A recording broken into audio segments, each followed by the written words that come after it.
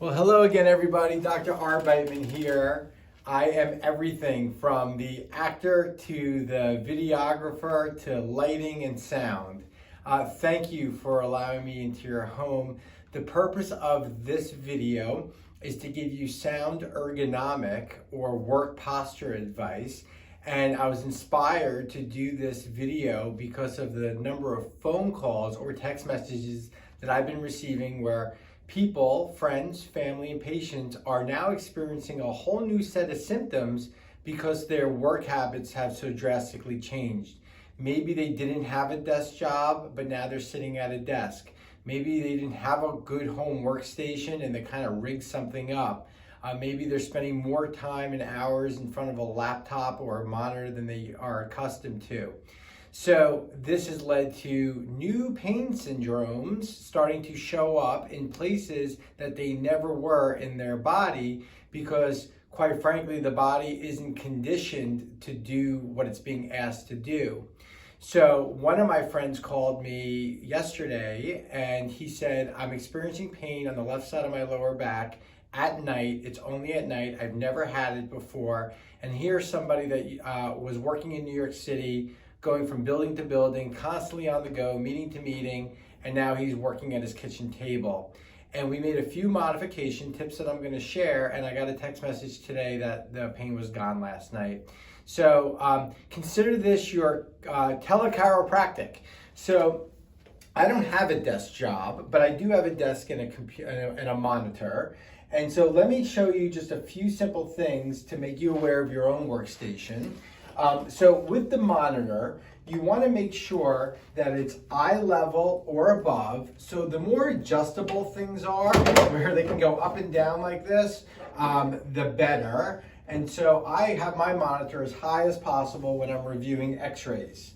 Now, we don't want our monitor to be here and our body to be here and we're working like this. Like, you're asking for a problem. So you want to make sure the monitor is squared off, that it's about eye level or above. If it's too low, I keep knocking over my little Atlas guy. If it's too low, then you're going to be looking down and you're putting a ton of strain here. And that's the problem with the laptops. And I'm going to have a solution for the laptop in a moment for you. But we're going to pick this up, have it centered. Now, the other piece is the keyboard and the mouse. I would definitely go for a wireless because, again, the more flexible and adjustable things are, the better you're going to do. If your keyboard is here and your arms are here, I call this Frankensteining. You're putting a ton of stress on your neck and your shoulders and your upper back. So ideally, you have a chair that's adjustable, goes up, goes down, and arms on the chair that are adjustable are even better because that's going to be able to get everything to fit for your body size. My arms don't adjust, but I have, and you probably can't see this, and I don't have a videographer here with me, you want your knee and your thigh to be at a right angle, like this, in the seated position.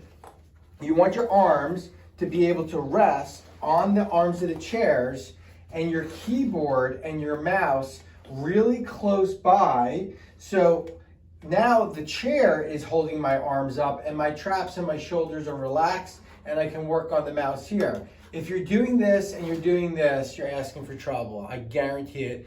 Your body is not going to be able to sustain that. It's going to develop muscle spasms, inflammation, burning, and by the time it hurts, it's too late. So again, mouse, keyboard really close. The next thing is this concept of a micro break. Even if you have everything set up perfectly, the worst thing for the spine is the S word, sitting. So if you sit for more than 30 minutes straight, you are going to start to compress your lumbar discs. That's these things, the soft cushions that go between the vertebrae and compress the nerves as well in your neck and your back. But here's the thing, if you get up every 30 minutes and not take a break, they call it a micro break because it's literally 3 to 5 seconds. If I get up, I'll probably go out of the camera for a second and I reverse my posture and then I sit back down, that unloads the spine. And the way I've always taught it to patients, there's a point where we all know this pen is going to snap. We're almost there.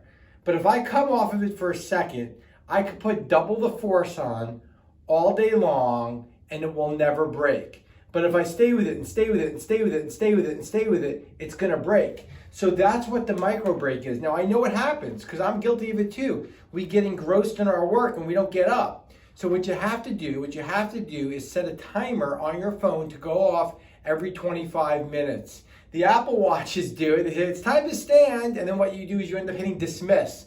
But you want to get up for that 3 to 5 seconds and sit back down. If you can take your phone call standing, if you can stand as much as possible during the day, that's going to be your best bet. Your Zoom calls, your phone calls, your meetings, all standing.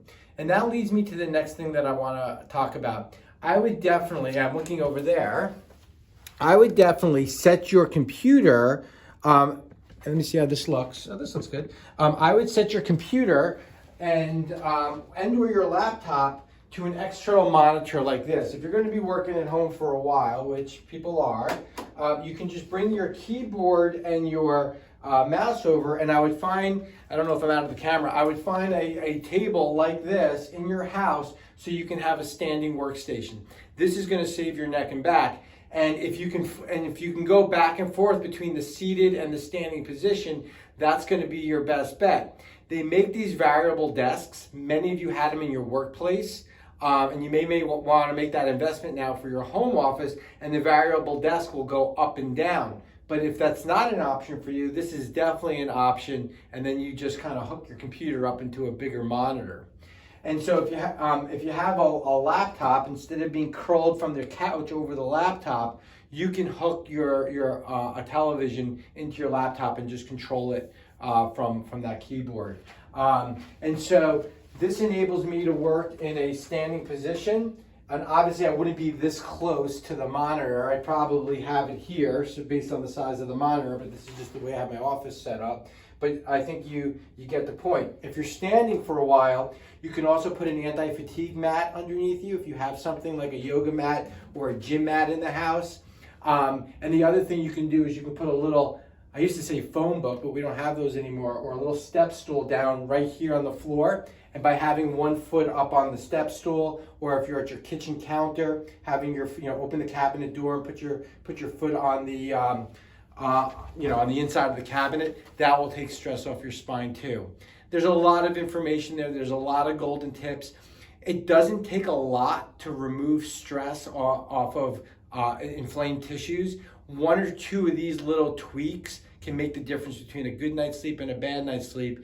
And hopefully we're all going to be able to see each other soon, and we'll be able to start to work on your spinal mechanics and alignment sooner than later. But until then, I want to empower you to be able to help yourself.